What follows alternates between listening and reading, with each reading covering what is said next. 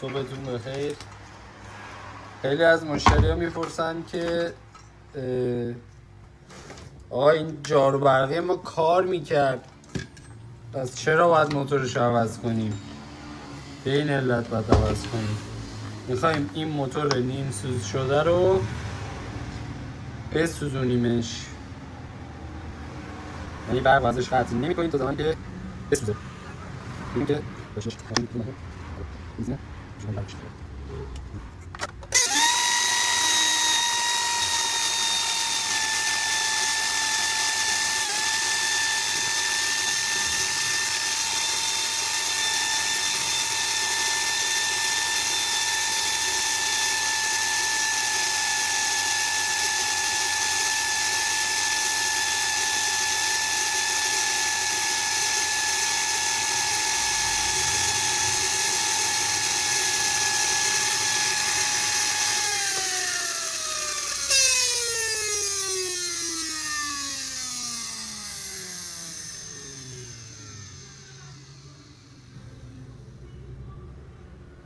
کارش تموم شد.